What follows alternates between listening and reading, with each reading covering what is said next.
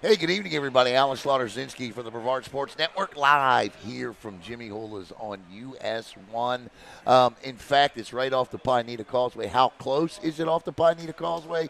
I've been here twice now, both times past it, coming off the causeway. So be careful. Look for it immediately on the right if you're coming from 95. If you're coming from Beachside, make the left, and it'll be on your right coming across the bridge. I am here with just simply one of the best coaches in Brevard County, period. I don't care what sport you're talking about.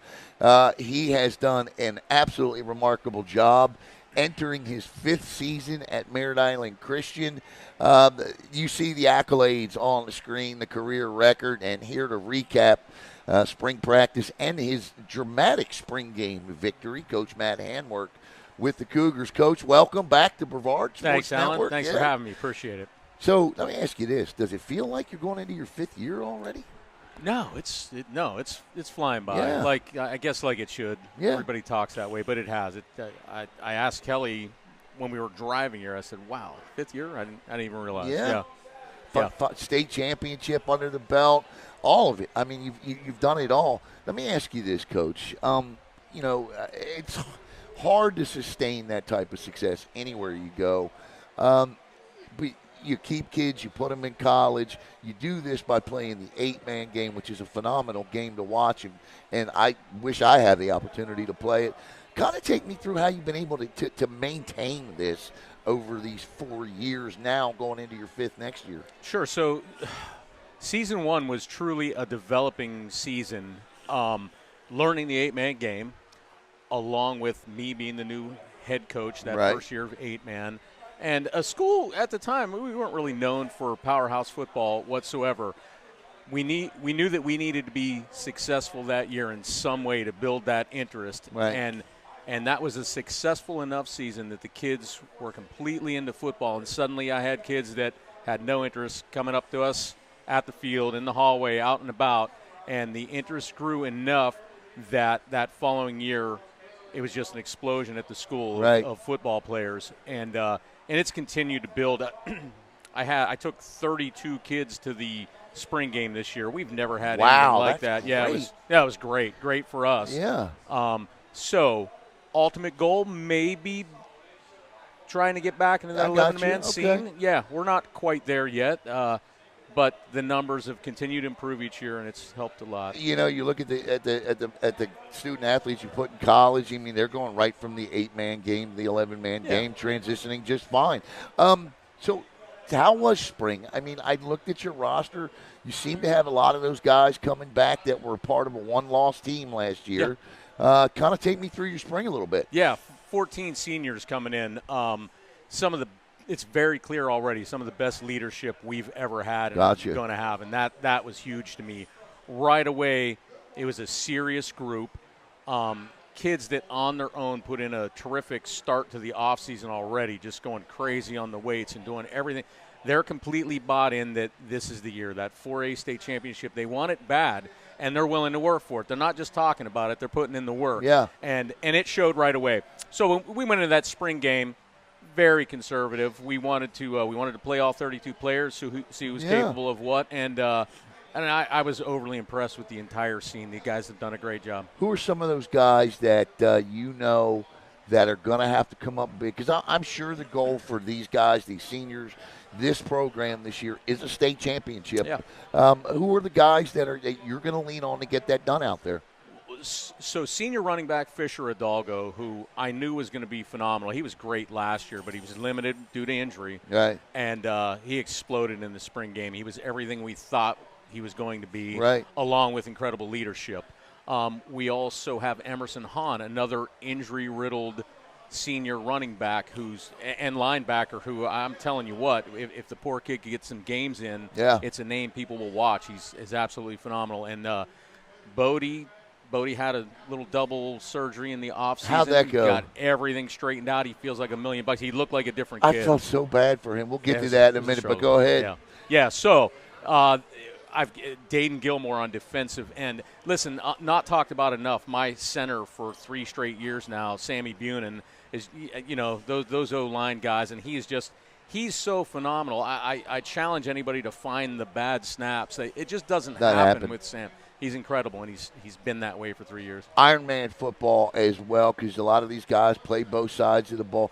I want to talk about Bodie because obviously you know him better than anybody, being his dad. What I watched that young man do last year in the playoffs was truly one of the more remarkable performances I've seen in terms of guts, glory. It ain't about glory. When you think of guts and glory, you think of the battlefield, right? That was Bodie last year in that game with that shoulder. I thought, it was like a prize fight, right? Yeah. I mean, it was like he'd come off, and then I know nobody wanted him to go back, but there he goes. There he goes. It's almost like he was sneaking on. Take me through that mindset a little bit for him on that. Yeah, it was tough. It was tough as a coach, tough as a dad. Sure. And that column was always tough anyway, the coach-dad thing. But Bodie, I hate talking about your son, but he won't stop. And unfortunately, he's that kid that he'll tell me at game time, I'm fine, no issues. And he's, and you watch him struggle like that. And I talked to him on the sideline, and are you okay? Yeah, I'm fine. I'm good. And, I'm ready. And it was clear that he wasn't. I let him struggle probably longer than I should have. But once again, it's that coach-dad thing. It was in an odd situation. That's our playoff run. A team that we had handed a pretty good beating on earlier in the season, and we had just reached the injuries at that point. It was just too much. Yeah, you guys were just depleted, and I always said, I said after the game, I said, man, if they were healthy, it's a different outcome, and I know it is. Part of it. And, watching the end of your spring game, I mean, obviously I know coaches, players, they always want to win, but those guys treated that like a regular season there at the end of that game, didn't they? They wanted that game. Talk about that ending and what that told you about this team. It was interesting because, like I talked about, I had warned them ahead of time, we're going to play everybody. Win, lose means nothing. This is our spring game, fellas. We're going to work on what we need to work on. But like any coach and any player in the world, now we got a tight game coming down to the end, and we know what we're completely capable of. So we made a conscious decision that, hey, let's go ahead. Let's pretend that this final drive is a final drive in regular season and make sure that we can get done what we need to get done. And they executed pretty well. It was nice, and you're looking at the highlights of that last touchdown pass there on your screen there. So camp opens up, the last Monday in July like it normally does, and we'll get to all that when that happens. But I want to ask you, Coach, tell me a little bit about your coaching staff and the guys that you have with you, because I know how important they are to you. Yeah, sure. You know me. I don't bounce around much. No. George Shell, my defensive coordinator. Caleb loves George. Yeah, George is a good guy. We've been coaching together forever. We argue like husband and wife on a regular basis, and I couldn't do what I do without him. Josh Babin, assistant offensive coordinator, handles the line for me, and Josh and I, we work together, we coach together. Been a friend of mine forever.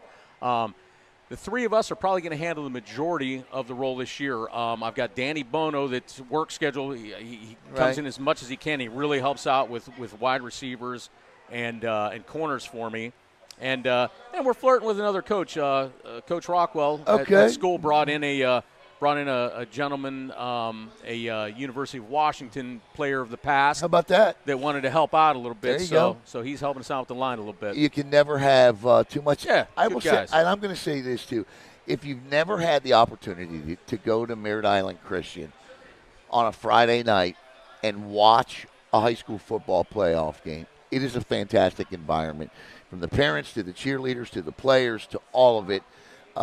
You all really do a fantastic job of making that Friday night light environment happen and get that feel. Kind of talk a little bit about, it's not a big school, Coach, but the support is tremendous. I've always had a love in my heart for Merritt Island Christian. You walk into the school, and everybody's always talk about the school a little bit. Yeah, it starts at the top. They're such good people. You know Coach Rockwell is a terrific AD. You don't get any better than him. And it's such a small community and family there that so we don't get the huge crowds. We don't have the incredible stadium. We're working on the field this offseason by ourselves, trying to get things leveled out and such. We don't have the money to bring in the big boys to lay turf or whatever. We go in and add the few lockers because the kids are getting the attendance is getting bigger. We redecorate. We put new siding on the field house out there. It's just so that's all one big part of it. So we're doing all of this together so that we can all hit the field together in the fall, and the parents and fans can enjoy that from the stands. So it's just an effort from everybody. It is. I know I won't have Jackson on Friday nights to do the post games anymore, but it was always one of the first scores. Jackson's like, let me look and see what Merritt Island Christian did tonight. Are they undefeated? Are they undefeated? And we did that. And Coach, I know we're going to be doing that a lot again this coming season. I'm excited for what Merritt Island Christian football is going to bring this year. Congratulations on a successful spring, and good luck next year. Thanks so much, John. Coach Appreciate Matt Handwork here tonight from Jimmy Hula'S, our continuing coverage of high school football and recapping the spring right here on BSN.